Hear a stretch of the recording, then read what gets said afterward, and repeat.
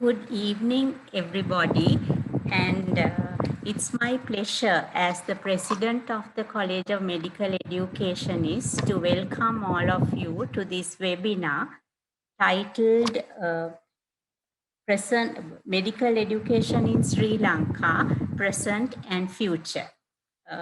It is a very timely topic and within the current context.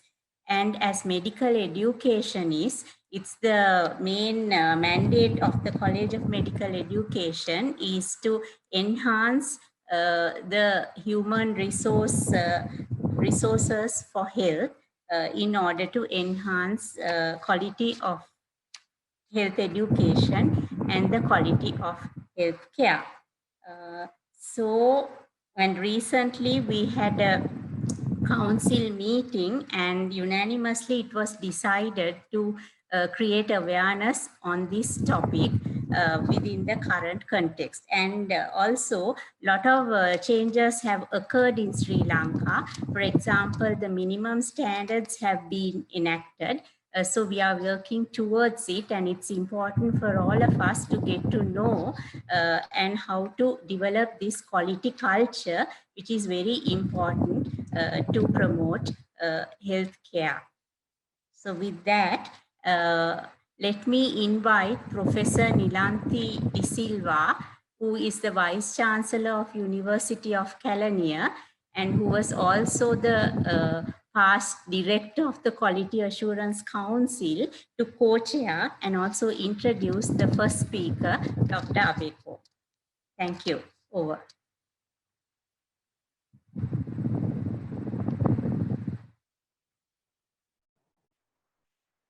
Thank you, Kosala.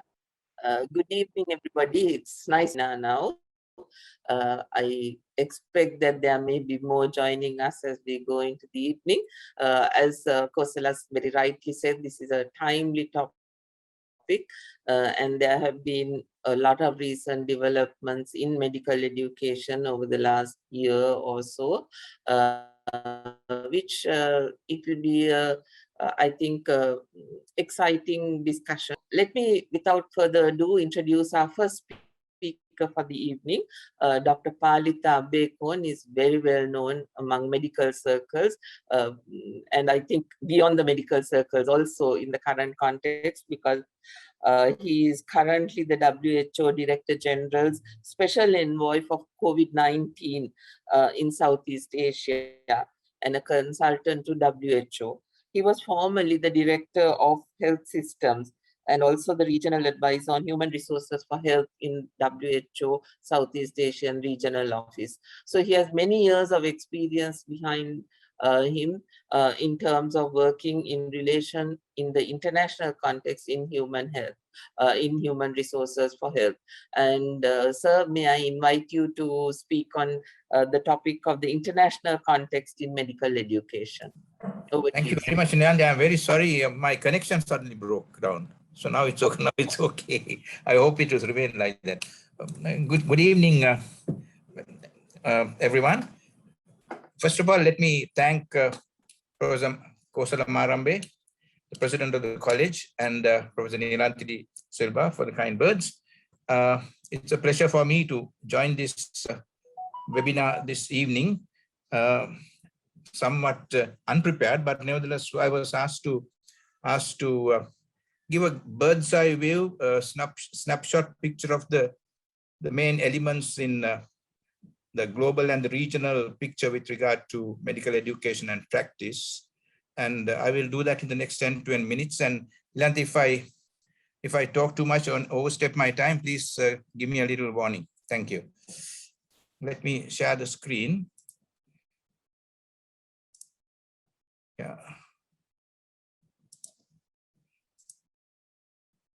Is it okay? Is it okay? Yes. Okay, sorry. Thank you. I must confess that I am not an active practitioner of medical education right now, but having been a fellow traveler in the so-called vineyard of medical education, I'll try to recall some of the experiences I had and also some of the work we are doing with the WHO right now. Now, What I wanted to touch on today quickly would be some of these topics and subtopics. A little bit about the global and regional situation and some of the key issues, which mostly will contain information regarding the current availability and distribution of medical professionals. A little bit about the globalization of medical education and its implications, accreditation being one of them, the World Federation and the FEMA, international migration and retention of doctors and health workers in their own countries, and some of the relevance elements of these to Sri Lanka.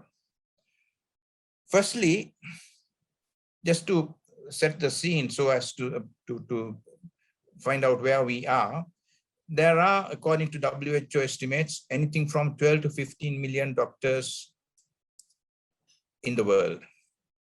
And our estimates also show that, according to the calculations that are used, there are about 4.3, let's say 4 million physicians and nurses and other health workers who are not there. There's a shortage of at least 4 million plus physicians, nurses, and other health workers, mainly the midwives in this case. Now, when you look at some of the countries, and this is a selection I made, say Qatar, for example, as right now the biggest physician population ratio, 7.74 physicians per 1,000 people. That's about a physician for every 1,500 people, 150 for every 150 people. Similarly, Monaco, they are very high flyers. Greece and Marino, all around 5, that is one doctor for 200 people. Spain, US states, United States, Australia, Germany, France have anything between 3 to 4 physicians per 1,000 people. So 250 to 400 per physician ratio. Sri Lanka, the figures I have, we have 1 physician for about 900 or 1,000 population. And it's interesting that 44 of the WHO member states, we have 184 countries, have much less than 1 doctor for 1,000 people. Some have 1 doctor for 5,000 people. So it's a very wide distribution. And therefore, there is the question as to what is the correct doctor population ratio is a difficult question to answer. It depends on a number of things like availability and also the economic status of the country and its health services. So Sri Lanka, we are at this stage. With regard to what's happening in the global situation as well as the situation in Southeast Asia, this summarizes the density of health workers across 6 WHO regions. We have 6 regions in the WHO. When I say health workers here, we are talking of mainly the doctors and dental surgeons, nurses and midwives. And this is per 10,000 population. And as you can see on the left-hand side, the thickest density of health workers is in the European region. 106 per 10,000 people. Region of the Americas, mainly because of United States and Canada, has around 85 health workers per 10,000. You look at us, the 4th from the left, we are having 27 plus health workers in the Southeast Asia region. This is the whole South Asia region, which consists of, in the WHO, 11 countries. 27, that is all together. And the African region, as we would expect, is the one that has the thinnest density, 14 per 10,000. When you look at the WHO set some benchmarks, first in 2006 and then later in 2016, what we call the decade of health human resources development. The benchmark for in 2006 was 22.8 health workers, as in doctors, nurses, and midwives per 10,000 people. And the 2006 benchmark, I think most of the countries in our region have achieved. Maldives doing much better. Korea, it's a different system. When you say doctor, nurse, the profile is quite different. Sri Lanka is more or less in the middle, and we have achieved the 2006. But at the end of the decade, we were expecting by 2016 that the number, this benchmark will be raised to 44.5 per 10,000 population. And here you see, except for Maldives and DPR Korea, none of the other countries have been able to achieve that particular benchmark. We also have some distance to go. The implications we can take later. Then the trends in availability of doctors per 10,000 population. Here, that's more or less the same one without the benchmarks. Yeah. This is before 2004. This is just a comparative one at 2016 and 2018. If you look at Sri Lanka, it's what we said about one doctor per 1,000 or 900,000 population. Then the number of medical graduates, doctor graduates for 100,000 people. These are graduates who are coming out. Look at the distribution in our region. Sri Lanka is at 5.7. And when I say OECD average, these are the richer countries. I'll come to this later. Organization of Economic Cooperation and Development, which is the rich persons club or rich country club. They have about 13.1 graduates coming out for 100,000 population. And then this is about post-graduation. These are the countries which have some kind of post-graduation. Bangladesh, we don't have here. Sri Lanka is 1.2. These are the figures of 2018. That's the latest figure we have. Now, some of the main messages from the scene in the global and more importantly, the regional scene. Now we have better data, and now the countries have a more positive sense of the progress. Availability of health workers has improved, but still below the 2016 benchmark. Universal health coverage is not achievable without viable, sustainable workforce, clear. Universal health workforce challenges today are, in summary, skill shortages, skill mismatches, sector and geographic maldistribution. This is uniformly common to most of our countries. Therefore, our policy focus must be on a sustainable and effective workforce, and we'll see how that comes about. Then with regard to experiences of out-migration, that is, doctors leaving our country, be acting as donor countries or source countries, they are varied between countries. In-migration in our region is very small, except in Maldives and Bhutan, where expatriates form the larger bulk of the workforce, particularly the doctors in both countries. And bundles of health HRH intervention should continue to be used in deployment and retention, and we will refer to some of those very quickly. Next, this is a summary of the Sri Lankan situation, country, population, life expectancy, GDP, the top row, and 31 point is the doctor midwives per 10,000 as we were looking at earlier. Then projected stock of medical doctors by 2030, we are going to have around, at the current rate, we are going to have about close to 35 to 40,000.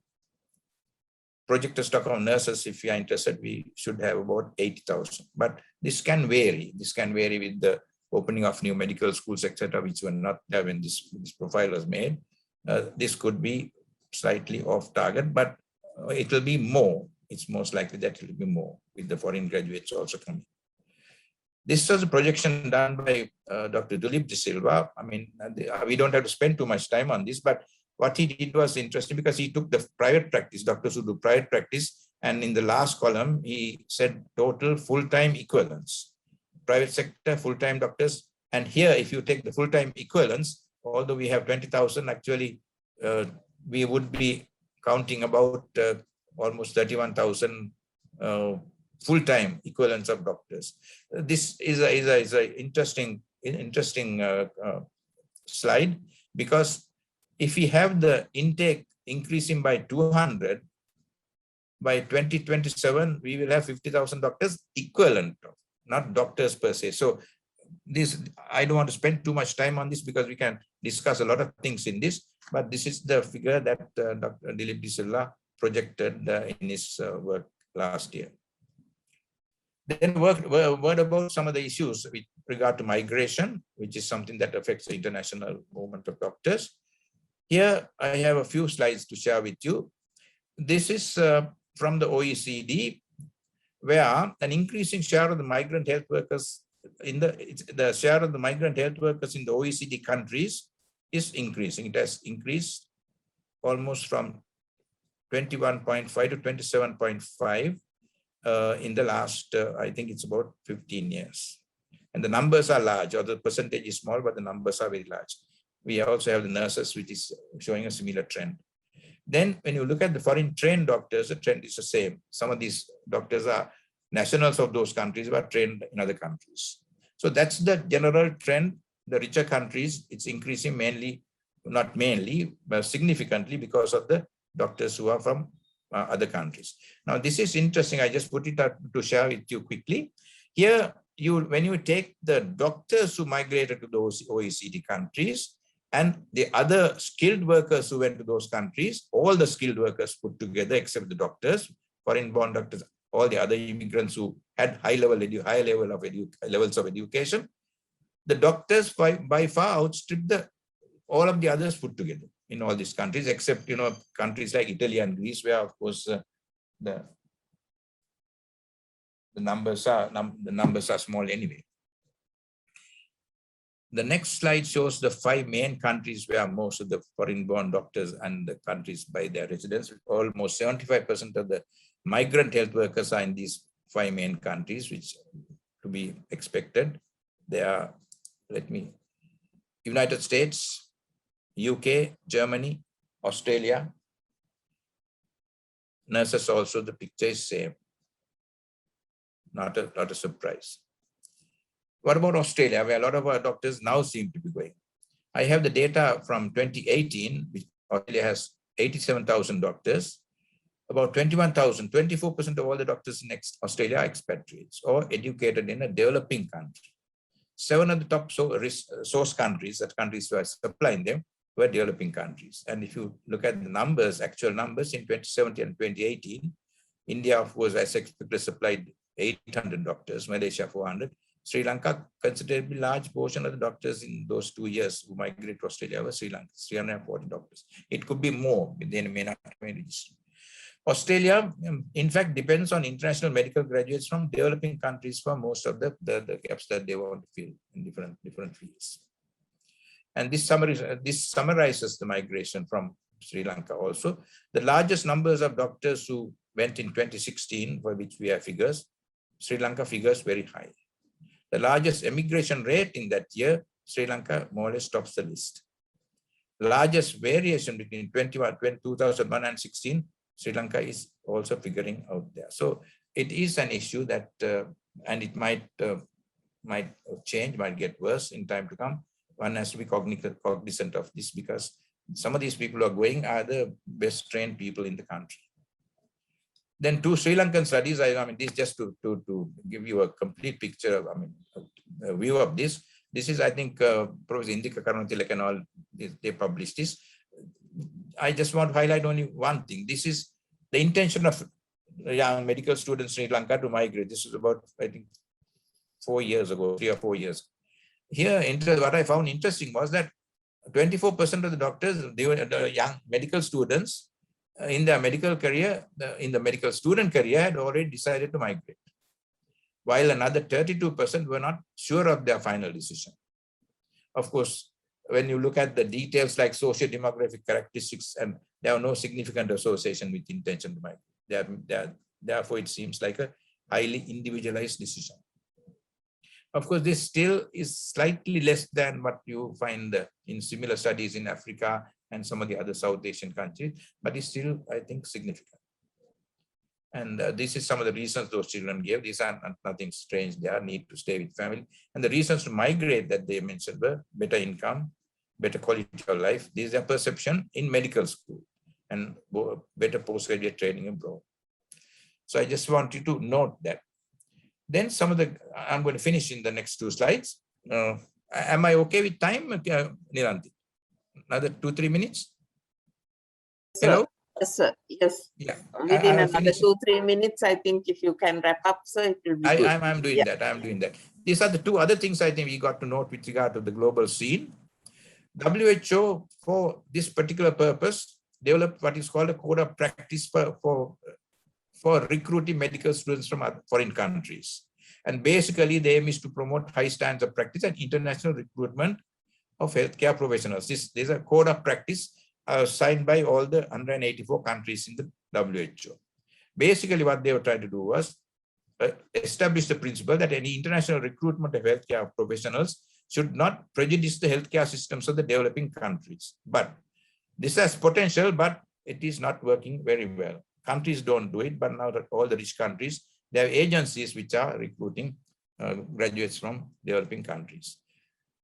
I will not skip that. The other thing, of course, is which is now current and which I think most of you know about, is this WFME, ECFMG accreditation system that by 2024, if you want to migrate, particularly to go and work or be trained in the US, you got to have the recognition of your accreditation body. In our case, it will be the SLMC, recognized by the World Federation. It's not a must, but most countries are getting it done now. About 60 authorities have got WFME recognition in our region. Thailand and Indonesia have already got.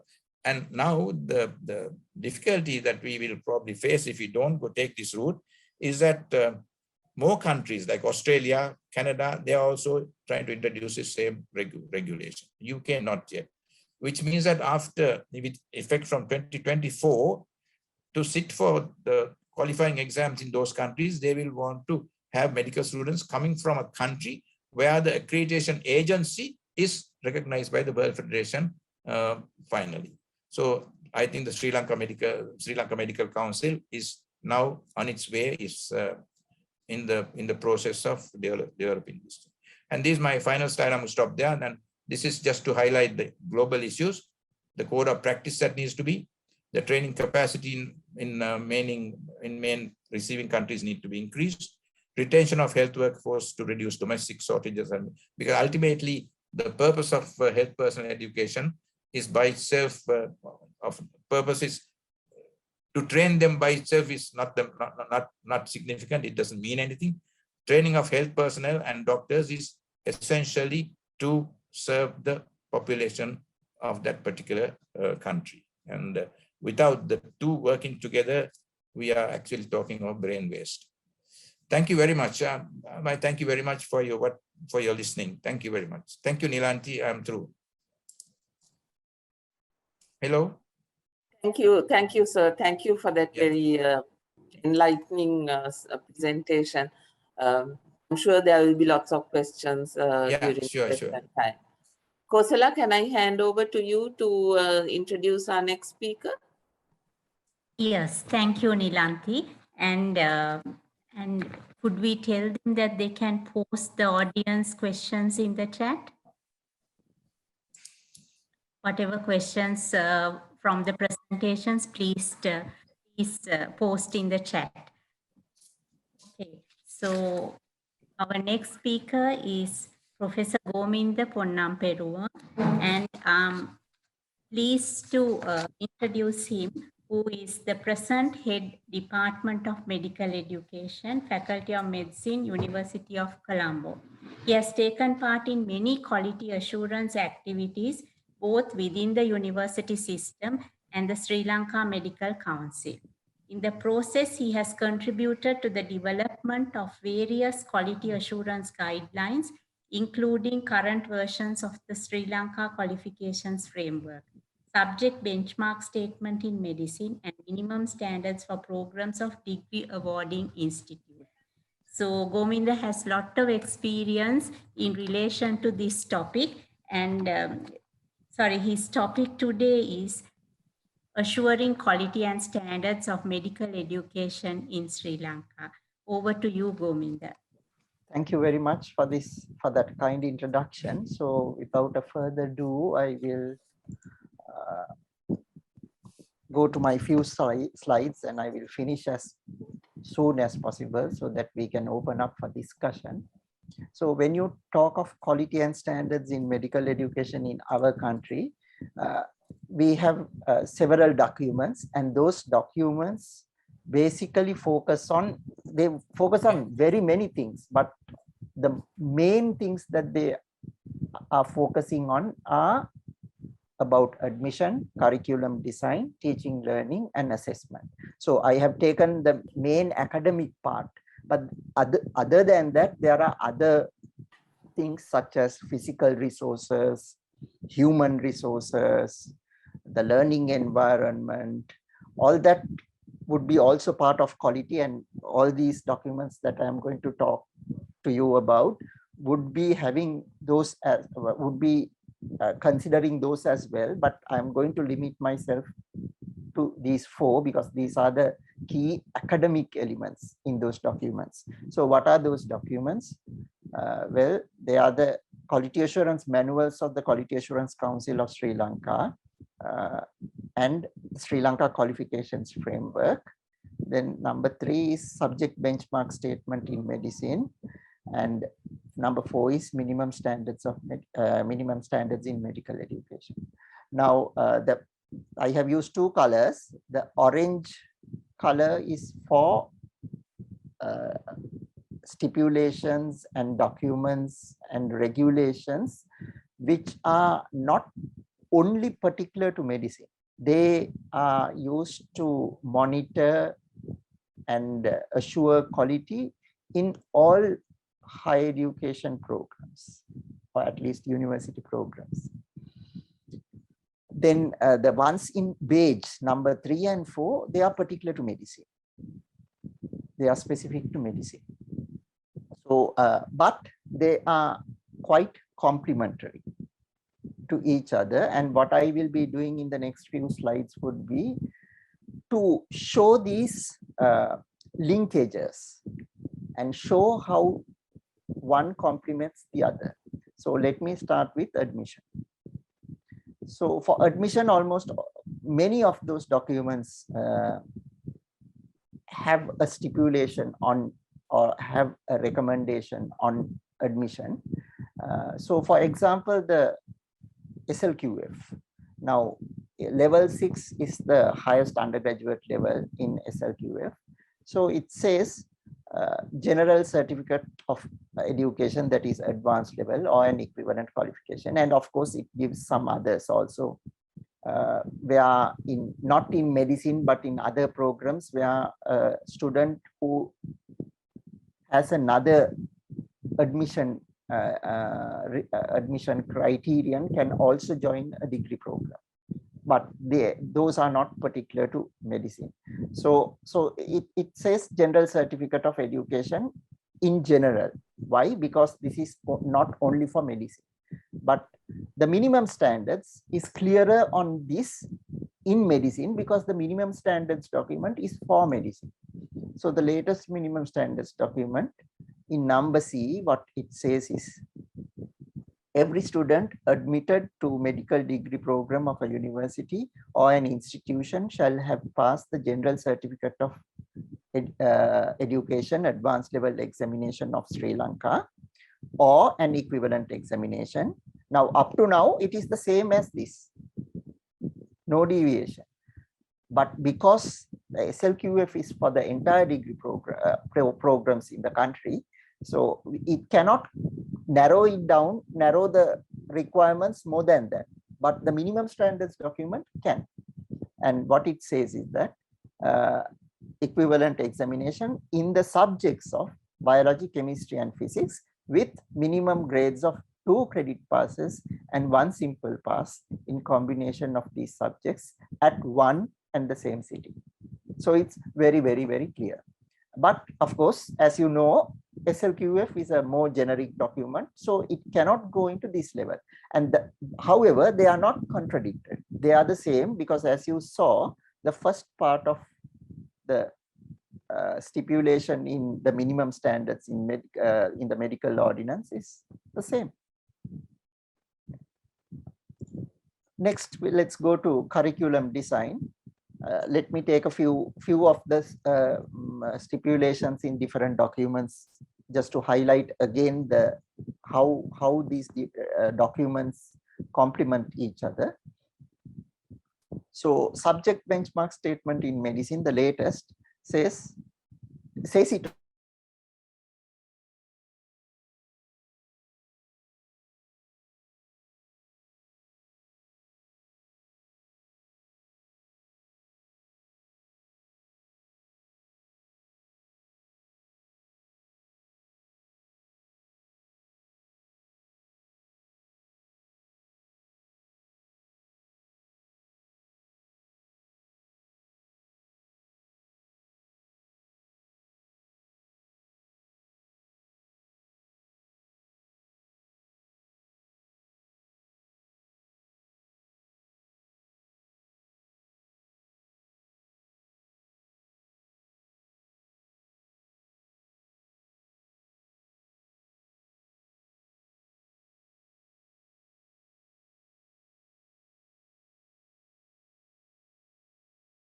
Can you hear me now?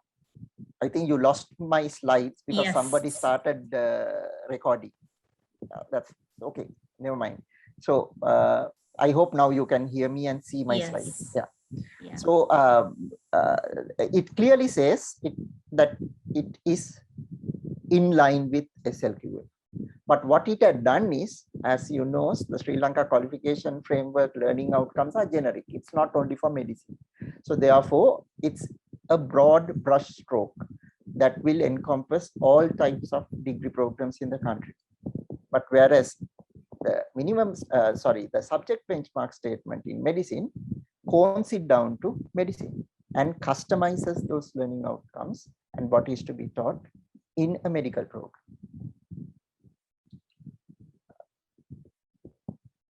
So again, to show you the link and show you how each of these documents complements. So this is program review manual of the Quality Assurance Council. And it clearly says the faculty institute takes into consideration the SLQF, the SBS, the two documents that I have spoken to you about as a reference point, and outcome-based education and student-centered learning approach in academic development and planning and education provision. So there is no ambiguity on this. So it's all aligned. Then let me go to teaching learning. So for each of these outcomes, there are 12. I have shown you only 9 for reasons of space. But for each of these, SLQF recommends certain teaching learning methods. Again, these are very generic because SLQF is for the entire country for all degree programs. But if you go to SBS, that is subject benchmark statement, it's very, very specific. It has customized all these to the subject of medicine. Assessment, finally. Minimum standards of medical education states that the university or institution shall define, specify, and publish the principles, methods, and practices to be followed in the assessment of performance of students and the criteria for setting the pass marks, grade structure, and the number of retakes permitted. Such principles, methods, and practices shall be clearly and constructively aligned with the intended educational outcome of the instructional methods. Please remember this word, constructively aligned. Include a sufficiently wide range of assessment methods in order to cover knowledge, skills, and attitude. Be open to scrutiny by external experts, and that is upheld in minimum standards. So there should be external scrutiny in assessment, and devoid of conflict of interest. Promote student learning and provide an appropriate balance of formative and summative assessments. So I said to you to concentrate on this term constructively aligned by, if you look at the program review manual, it says assessment strategy is aligned to specific qualification and level descriptors of the SLQF and subject benchmark statements and requirements of professional bodies. Requirements of professional bodies is what you saw earlier, the minimum standards. And SLQF and subject benchmark statements I referred to earlier. And they talk of alignment, right? And further, I said to remember the word constructive alignment. Here it is in the program review manual also. Alignment of assessments to ILOs. ILOs are intended learning outcomes and teaching learning methods. So that is the alignment that is mentioned both in the program review manual and the minimum standards. So in a nutshell, these are the different documents, and I have shown you how they complement each other. They do not compete with each other, or they are not contradictory with each other. They do not compete. They are not for the purpose of competition, or they do not contradict, but rather they complement. And then you may ask, why are all these 4? Why can't you have 1? The reason is, one of the reasons I have already said, because the first 2 are for the entire higher education system. That's not specific to medicine.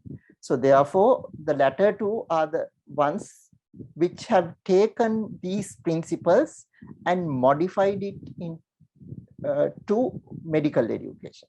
So therefore, the first 2 will not be really custom made for us. So therefore, you need the other 2. Also, all of these documents give a different look at educational quality in somewhat a different angle, but of course, all those angles are complementary.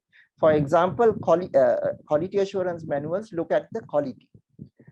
Qualifications framework look at the qualification and what are the requirements for each qualification. And of course, subject benchmark statement will be focusing on the qualification requirements of the SLQF customized to medicine. And the minimum standards document produced by the SLMC and in the medical ordinance will look at the professional requirements. So maybe the first, in terms of 3 and 4, subject benchmark statement will be more an academic document. And number 4, the minimum standards will be more a professional document. But they speak the same language and they speak the same requirements. They specify the same requirements. So in fact, therefore, we can conclude all 4 are necessary, and a degree program should adhere to all 4, a medical degree program, if proper quality is to be maintained. Thank you very much. Thank you very much, Gominda, for enlightening us and showing the connection between the existing documents, the SLQF and the subject benchmarks, benchmark statement in medicine. Thank you very much. So over to you to introduce the next speaker, Professor Nilanthi. Okay, thank you, Kosala. So our final speaker for the evening is Professor Indika Karunatilake, who is a professor in medical education in the Faculty of Medicine in the University of Colombo. Again, no stranger at all to the medical profession because he is the immediate past president of the Sri Lanka Medical Association, but he is also the founder president of the College of Medical Educationists, which has organized this webinar today. And so he's been in the medical education scene for a long time, and he has a great deal of familiarity with the topic that he's going to be talking about today, which is Human Resources for Health, a Balancing Act. So Indika, over to you, Indika. Thank you, madam. Thank you for that very kind introduction. So during this very short presentation, I will actually be discussing about the need for balancing or coordinating the human resource production in the country with the health needs of Sri Lanka. And I'll be actually linking my presentation to what Dr. Palitha Abeykoon was discussing about, especially related to the Sri Lankan situation and special focus on the Sri Lankan situation, and probably about what future holds for us as well. So it's obvious that management of human resources in health is vital for the optimum delivery of healthcare, especially in a situation like right now in Sri Lanka as well as worldwide. The number of doctors needed by the country, how many doctors do we need? That is an important indicator for human resource in health planning. And ideally, the training of doctors and the production of doctors, not only doctors, the health professionals, should be planned and designed based on the needs of the country. How many doctors the health system of the country needs, how many they can afford, and what should be the skills mix balance. So I'll be focusing my presentation based on those areas. The need to align the production of doctors as well as human resources with the health system needs of the country. So What's the current situation? Now, Dr. Palitha Abeykoon also provided the global situation. If you take the current number of doctors registered with Sri Lanka Medical Council, Sri Lanka Medical Council, 40,000. At the moment, just over 40,000, and approximate number of doctors who work within the country's health system, around 30,000. This include about 18,000 doctors as medical officers in the health system, the Ministry of Health, and also about another 2,500 consultants, and then doctors who are awaiting appointment, and those who are in the private sector and the university, as well as in other different sectors, maybe like military, so on and so forth. The approximate number is around 30,000. And if you take the current mid-year population, just over 21 million, so we get a doctor population ratio of 1.5 per 1,000 population. Now, what does this mean? Actually, nothing much, because contrary to the belief, now Dr. Abeykoon also mentioned this clearly, that WHO actually doesn't prescribe a doctor population ratio. Like what they mention is about the skills mix and the total number of health professionals and their balance. However, this ratio of 1 to 1,000, or less than 1,000 or 1,000, more than 1 per 1,000, has been a popular indicator. So that's the reason that I have mentioned it here, that there are popular argument that the number of doctors in the country is less than 1 per 1,000 population, but the current situation is actually different. And the average number of new registration with Medical Council is approximately 1,500 per year during last 5 years. However, now there's new medical schools are open. Then there was the Waima University, then the Moderator University recently, and the Sabaragamo. This number will increase in the future. It might take about another 4 to 5 years, because they have just started admitting medical students. Currently, it stands around 1,500 or just over. And number of foreign medical graduates who are joining the service also in the increase, around a number around 250 to 300 per year. Rate of migration will depend on many factors. Dr. Palitha Abeykoon also mentioned about that. It depends on many factors, including their willingness to migrate and the country's situation, economic situation, so on and so forth. So there will be many variables, many factors that would determine. The average attrition is not very high from active work, generally around about 50 per year. So that has been stable during last several years. So these are the possible future trends. So what does it mean? What does the WHO say? And what are the comparative rates? And what are the possible opportunities for the health system to expand from the current situation and employ more? And what about maldistribution? Those are the areas that I'll be focusing within the next few minutes. Now, if you take the WHO, they actually don't identify as a country with a critical shortage of doctors.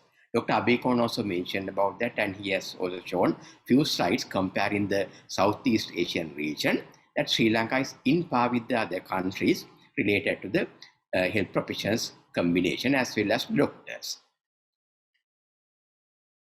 And there's no universal doctor population ratio. What is suggested is the effective need.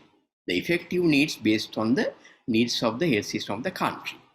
And also, very importantly, the capacity of the country to recruit doctors as well as other health professions. So this is what we mean by the effective need. And this also previously Dr. Abeykoon also mentioned that Sri Lanka is actually higher than the comparative countries in our region. And what will happen in the future? Now, if the government, the current rate of absorption is around 70% of the doctors. This approximation is based on several research done by Dr. Nilanthi Silva and previously by Prof. Nilanthi Silva. The average percentage is around 70% of the doctors. Generally, they join the state sector. However, if we are to maintain the current graduate output around 1,500, then the cadre in the health ministry will have to increase by about 1,000 each year, because again, according to Dr. Dilip Sila's data, at the moment, the cadre vacancies in the ministry is just 4,800. So that is basically can be saturated with maybe 1 or 2 years graduate output. So that means if we are to absorb the doctors into the government health sector, then the cadre in the Ministry of Health will have to increase. However, here we have to focus on the trends from the health expenditure as well, because at the moment also the expenditure on health is not much, and if you consider the total recurrent health expenditure per year, 50% of the health expenditure is on the salaries. So that means it's not that easy to increase this expenditure, and there may be other factors that will be affecting the country's expenditure on health. For example, the country's economic situation and the priority given to other areas, and the financial situation in the country, so on and so forth. So all these factors will be affecting on the health expenditure of the country. And generally about 250 graduates, they opt to join the private sector annually as full-time, because most graduates actually, they prefer to join the government sector while enjoying the dual practice in the private sector as part-time. Around 60% of the government sector medical doctors, they do part-time private practice. So this is a dual service that was mentioned by Dr. Abeykoon based on Dr. Dilip Silva's studies. So that means, again, the private sector capacity for employment again has to increase by at least 20% annually. However, with the current situation, the economic situation faced by the country, worsened by the COVID-19 situation, and also considering the expenditure during last 5 years, this may not be a compatible scenario, more so with the current COVID-19 situation. So rather than the number, actually based on those numbers, what we can say is Sri Lanka is gradually producing the number of doctors that is required by the country. I'm not saying that we have got more than what we need, but gradually we are getting there based on the rate of the graduation from the state medical schools as well as the overseas graduates. However, a bigger issue is maldistribution, because if you take the Sri Lankan average, most of the doctors are around Colombo and the Western Province. But if you take districts like say Nuwara with the faraway areas with low facilities, the doctor population ratio is much less than what you see maybe in Colombo. And underprivileged districts like maybe Nuwara, Mullaitivu, so on and so forth, their doctor population ratio is much less. So what we have is actually an issue of maldistribution than an issue of actual numbers. So again, you can see from here, district like Monaragal and Nuwara, they have much less doctors. And there are reasons for this also. As problem in retention of health workers in areas with poor facilities, maybe infrastructure, maybe other facilities like higher education, career promotion, and schooling, so on and so forth. Therefore, the maldistribution is a huge issue which needs to be addressed. And also, what about skills mix? Because health system is not only about the number of doctors. Health is teamwork. Therefore, we have to focus on the proper skills mix. If you take the current situation, the approximate number of nurses in the state sector is around 40,000, and maybe similar number in the private sector. Our Dr. Abeykoon was also mentioning about a figure around 80,000. However, this is far less than the recommended skills mix ratio. For example, the recommended skills mix ratio is for one doctor, approximately about 5 nurses. So this is much less than that. And when you consider other areas like say MLT, physiotherapy, so on and so forth, the situation is far more serious. So we are facing a skills mix imbalance.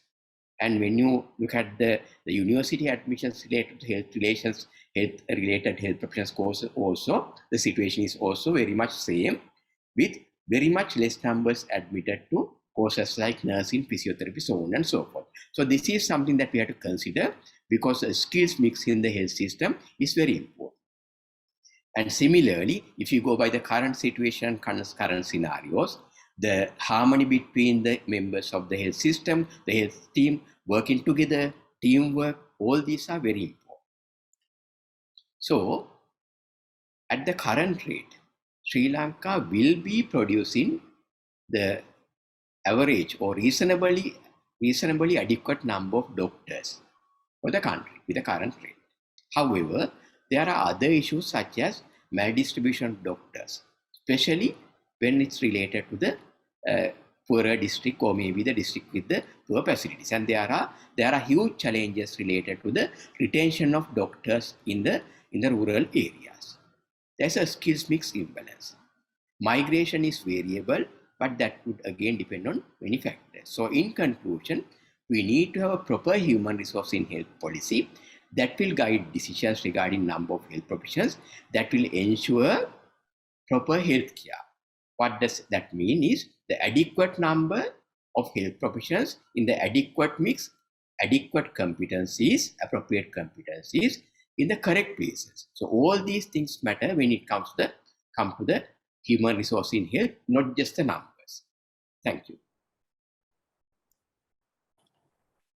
Thank you, Indika. Thank you for that very interesting presentation with a lot of very pertinent facts that bring us up to date the current situation regarding our human resources for health. Kosala, there are some questions in the chat box. Perhaps you would like to take them up? Yes, thank you, Nilanthi. And the first question, from the chat box, there is a question, I think it's more relevant to Dr. Abeykoon's presentation. Is it realistic to expect the rich countries to abide by the WHO Global Code of Practice? Is the question asked. So over to you, sir.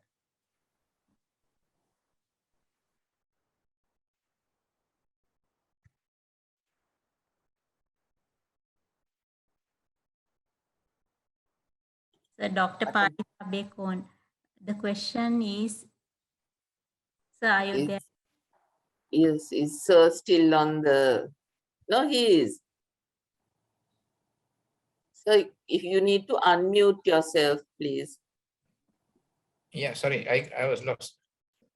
Is that a question? Can I read it again, sir? Yeah, sorry, I didn't hear my lost connection. Yeah. Okay, sorry. Yeah. Is it realistic to expect the rich countries to abide by the WHO Global Code of Practice? That's the question asked.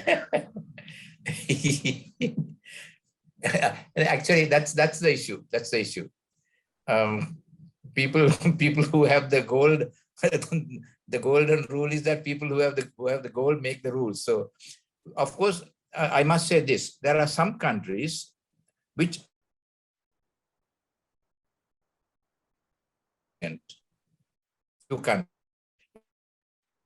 actually made some reference and have taken heed of the code to even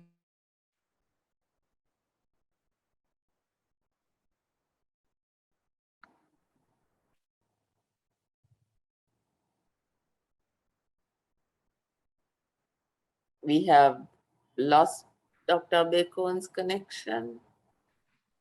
Sir,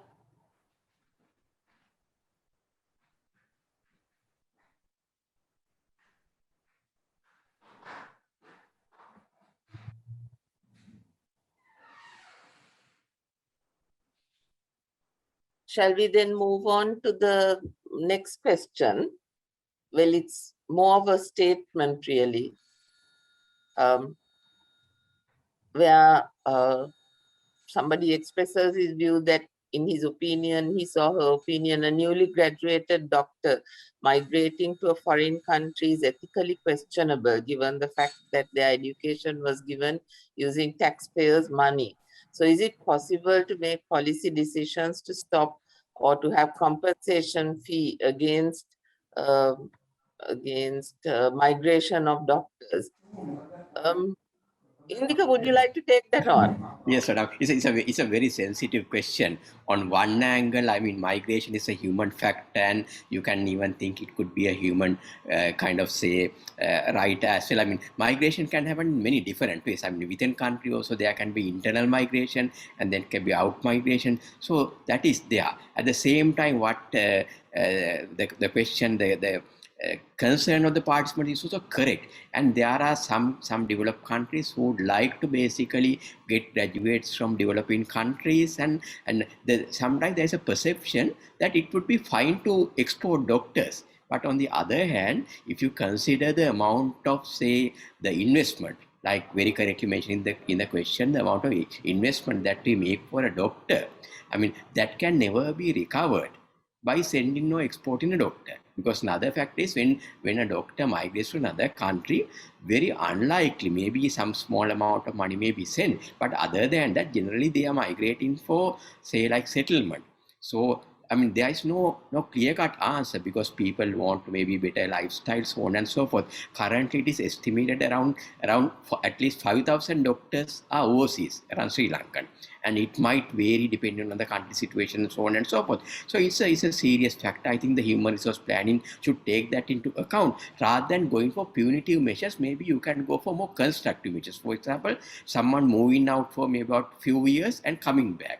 So in that way, that might be good for foreign exchange also. So you can think of that kind of circular migration arrangements also, rather than, I mean, I don't think we can implement really drastic punitive measures for that kind of issues, because we don't have that legislation. But we have to work out a way how we can retain our health professionals, and also how to get the best out of migration, and think of newer plans, innovative plans, like in a, say, circular migration, where maybe they go to country like maybe Oman, work for a few years, and send some foreign currency and comes back. So that possibility is also there. Okay. Nilanthi, shall I add a word? I lost my Yes, connection. yes, please. I just said, I think that's a very important question that we been discussed, and what Indika said is correct. You know, we used to talk about the brain drain. We still use the word brain drain, but in some cases, people think it is not just brain drain; it's sometimes a brain overflow, and therefore, what they are now talking of is like brain circulation. Exactly what Indika said. Periods of, now this is happening quite well now in India and in China. Lots of the Indians who went, they're coming back because their economy is booming, and then they are having opportunities to work there much better than in the States. China, same. So the developed countries like Japan, they do it all the time. Thailand is doing it now. So I think we also, like Indika said, it's not easy for us. There are challenges. And if you take the doctors who go from Sri Lanka, it's unlike the people who go to the Middle East. Very classic thing is they open their bank accounts in those countries. Whereas the people who go to Middle East, I mean, most of them have their bank accounts in Sri Lanka. So you know, there are variations here, and you have to take account of that. But Indika said is right.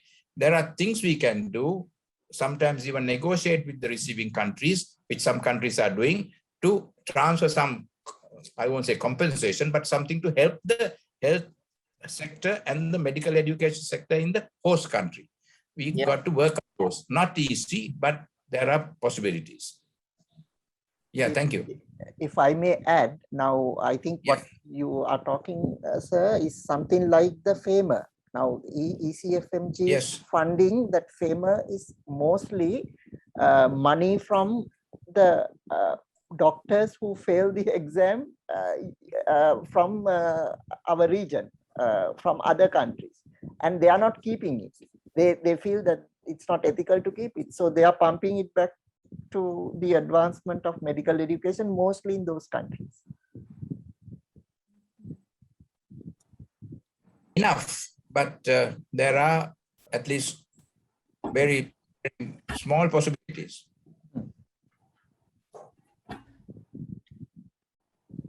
Yeah. Can we go to the next question then? Can I, yeah, it's about a hypothetical question. What will happen if a state medical school fails to meet the minimum standards? Interesting question. Kosala, can I also add another question, I think, which is along the same lines, which is direct towards Gominda, how will the prospective KNDU Act affect the basic requirements for admission and accreditation with relevance to medical education? So maybe Right. Gominda, you'd like to talk a little bit about accreditation of medical schools. So for the first question, let me give a hypothetical answer because it has not happened, but the rules are clear. Rules are clear. There are consequences of not meeting minimum standards. They will be given a certain amount of time. It will be communicated to them. They will be given a certain amount of time to remedy and pull up their socks, as it were. And then there will be again another assessment. And then if they don't meet the standard, their graduates will not get the registration of the Sri Lanka Medical Corps. The rules are clear, but I will stop there. Because Madam, can I recommend, can I add into the other part of the question regarding the minimum standards? Now, actually the admission criteria is like Gominda mentioned, is only one part of minimum standard.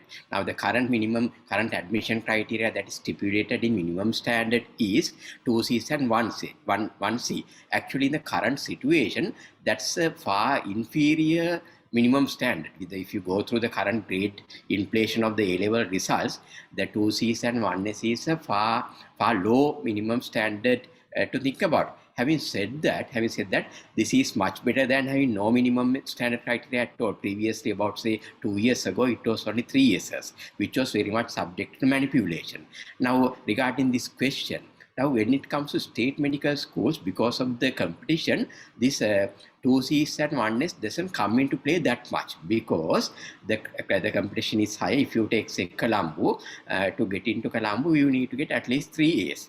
However, when it is not into that, then the minimum standard of 2Cs and 1S can be subjected to maybe manipulation, because that's a very lower entry criteria. I mean, as far as a bar is concerned, it is very low. So there is potential for manipulation if that is used as the lower benchmark.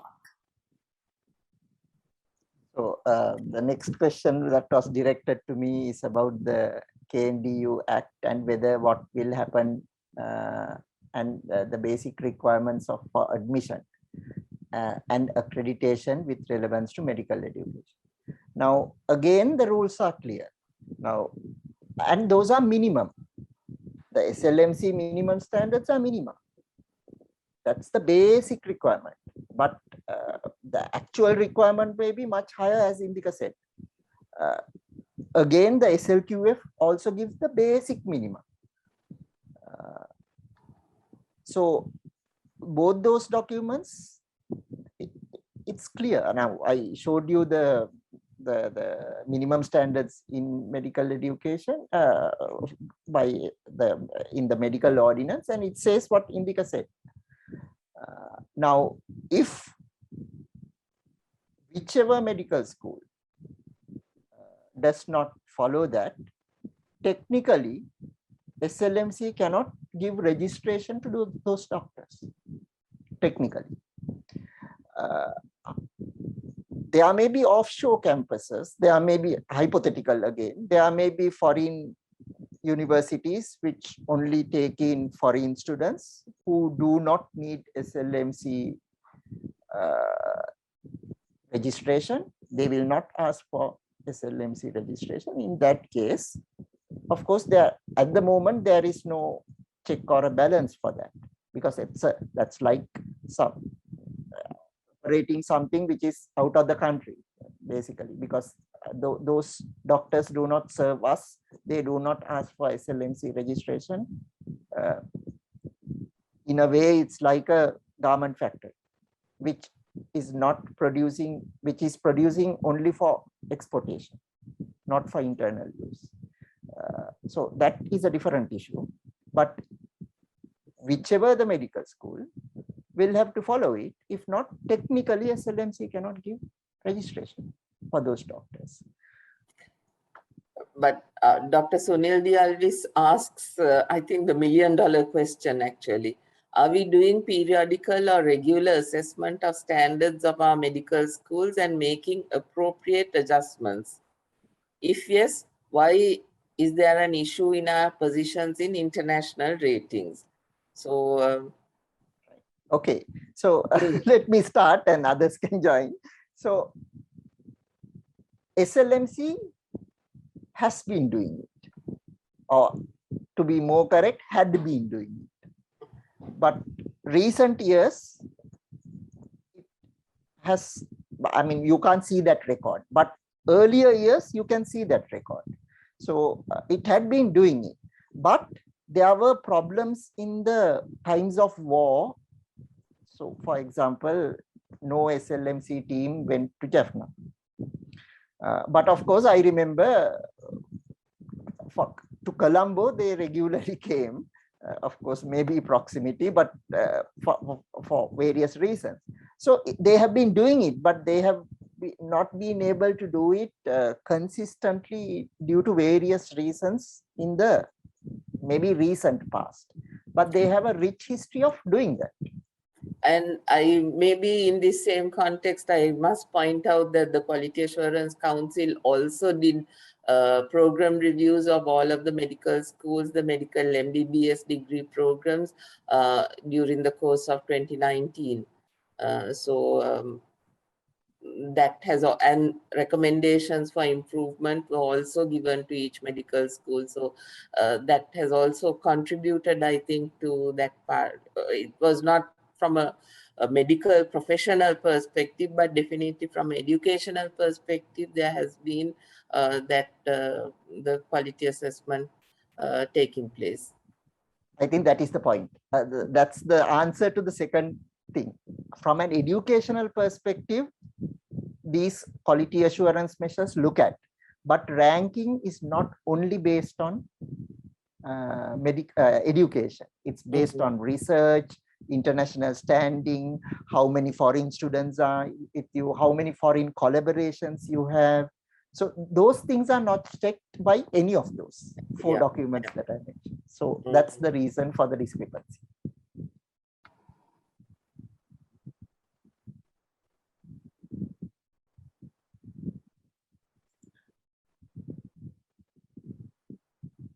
Kosala, there's a question from Chandana Vikramaratna. Maybe you'd like to take that and direct it to one of our speakers. Increasing, may I read it? Increasing number of graduates and how to maintain minimum standards in each degree program, especially with COVID crisis, is challenging. What is the future of dual delivery and more virtual programs in health and allied sciences in Sri Lanka? Will there be issues with minimum standards? I think who is going to answer that question, Gominda or Indika? Maybe I'll start and then Gominda can take over. With the current situation, I think with the new normal, this has become unavoidable to need the move towards the maybe blended delivery of learning and innovative modes of teaching and learning in all the areas has become very important. Like even now, lecturing is not a problem. And even group discussions is not a problem. But when it comes to practical teaching and clinical teaching and field teaching are huge challenges. But having said that, it doesn't seem that COVID-19 is going to go away in a hurry. So worldwide medical education is moving towards a new normal. Sri Lanka also, I think it's the same. So in that case, I think we have to adapt. So how that would basically in line with the regulations, I think yet to be decided, but obviously the systems need to adapt while without compromising quality. So I think we have to think about newer methods, innovative methods of implementing medical education in the current situation. At the same time, it could be a golden opportunity also, for example, say for CPD, and also, for example, learning from this kind of global pandemic about public health principles. So there can be golden opportunities in implementing newer technologies, blended learning, and also learning about global pandemics, public health. So there are blessings in disguise also. At the same time, I think the regulators need to think about this aspect. Gominda? Yeah, I think I agree. Now, this is a very unusual situation, and this is only not specific to Sri Lanka. So therefore, if there is, we don't know yet, if there is a lowering of standards due to the COVID pandemic, that would be seen probably in many parts of the world, not only in Sri Lanka. So that is probably, I mean, you can't do anything about it except, as Indika said, to adapt to it and then do your best. Yeah, and to add something, Gominda, isn't it in some countries they did have to change their regulations? Yes, Yeah. I mean, to be honest, even us, because we did not have the provision for online assessment, for example. Now that is being allowed. Also, due to the pandemic, the changes we made, there were special provisions, special regulations in different universities. So that we also did that, and I'm sure many countries did so. I'd like to highlight this comment made by Avindra Jayawardena, who talks about the need to increase the number of graduates produced by the allied health faculties to get a proper skills mix. This was something that Indika talked about in his presentation, the need to have the right skills mix for our health system. Indika, maybe you would like to talk about the role of the allied health faculties? Indika, you're on mute. Yeah, yes. Yeah, I think this the same situation applies. It's a huge challenge, and basically with the COVID situation, it's a health challenge not only for medical schools but for other faculties also. Again, I think the need to adapt to the situation and work out with the new methods or innovative methods should be there. This is definitely a challenge. Yeah, but that need, we still have that huge need for the other professions besides medicine, dentistry, to have more nurses, more physiotherapists, medical laboratory technologists, and a whole host of other professions that are essential for a good health service. Yeah. And that is not really being addressed adequately at all in the current situation, I feel. No. There's a huge skills mix imbalance, and probably it's going to worsen in the current situation. So again, we need to think about new methods, and maybe like say when it comes to clinical teaching, rather than trying to use the maybe tertiary care hospital, sometimes you might have to go for maybe the nearest hospitals for clinical training. So that kind of arrangement also we might have to think about. It's a very complex problem.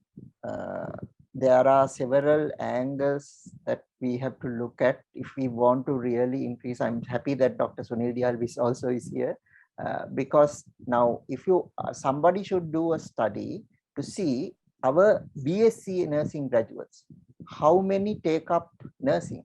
What I hear is many go to other like teaching and all that. Of course, they are contributing to the economy, but they are not serving the purpose. And for that, there may be a multitude of problems, salary problems, work norm problems. There will be other things which make those allied health fields unattractive for a student or for a graduate. So that will have to be addressed. Then the most important thing is, yes, we need to increase the production, but we have to do it in a very controlled way so that we don't compromise quality. Opening up in every junction, opening up a nursing school or a physiotherapy school is not the answer, but because you can open up, but there is a huge requirement for human resources, people to teach there. So I think you have to do it in a very controlled way. And also this question that Chandana poses, what is the readiness of the Ministry of Health to accommodate allied health workforce increments in the near future? Because the Ministry of Health works within set cadres and, approved treasury and DMS workforces. So there needs to be a lot of planning for the future, but I think at the same time, we shouldn't only think of what goes into the Ministry of Health, because there is a large and ever increasing private sector in this country. And in addition to that, of course, I'm not saying that we should encourage migration out of the country, but I think it is, if people want to migrate for whatever reasons, greener pastures, etc., you know, better income, all of that, it is better that we are exporting trained health professionals than we are training housemaids, than we are exporting housemaids. So we need to be able to think about that aspect as well. So, and even for, I think for this, Indika suggested about circulation, they go and yes. work for some time and come back. And then, I think yeah, nurses are doing that, isn't that so? So that would be another area. I don't know whether they come back, but certainly I know they recruited, but I'm not sure how many come back or not.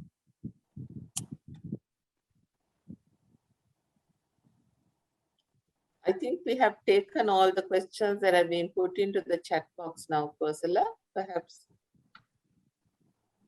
Yeah, we have not missed any. So What is this last one? Oh, yes, yeah, Dr. Sunil Dialvi says, yes, Kosala, go ahead. we are continuously expanding our cadre requirements depending on service needs. So Yes. it's a good news actually, yeah. Yes. Yeah. And I also heard the same information during the meeting today. Yeah. So this balancing act, yeah. So accordingly, we have to increase the training, I suppose. Yes, and the trainers, that is the most important thing. Quality of trainers, that's a key component of training.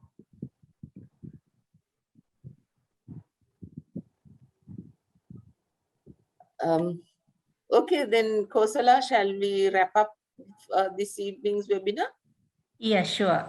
Yeah. So Professor Nilanthi would be, doing the closing remarks and thanking everybody. Thank you. We've had, I think, a very interesting evening's presentations, 3 excellent presentations from our speakers this evening. Looking at it from the international perspective, Dr. Palitha Abeykoon's presentation with regard to what the WHO, how the WHO sees matters, where Sri Lanka stands in a global context in terms of medical and health professionals as a whole, where we are, what the trends have been and where we've been moving over the last maybe decade or so.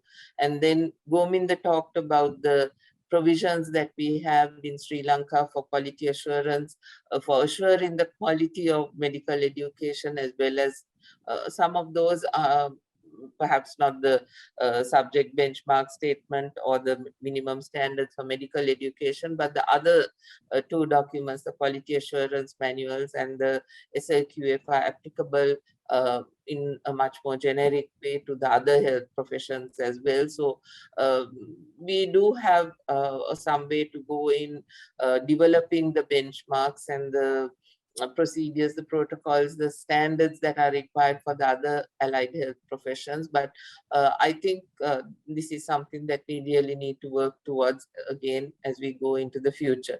And finally, Indika talked about the human resources for health in Sri Lanka and the need to balance the different requirements that we have in the country in terms of whether it is the skills mix and the different professions that are essential for maintenance of a good health service, as well as where they are deployed in the country geographically and so on. So I think a lot of food for thought, and it just then remains, and a lot of very interesting questions from people. Thank you for your active participation. I hope you have enjoyed the evening as much as I have. And on behalf of the College of Medical Educationists, I'd like to thank everybody for participating in today's webinar. Thank you. Kosala, over to you for final last words as the president of the college. Thank you very much, Professor Nilanthi, and thank you, the speakers, for preparing with.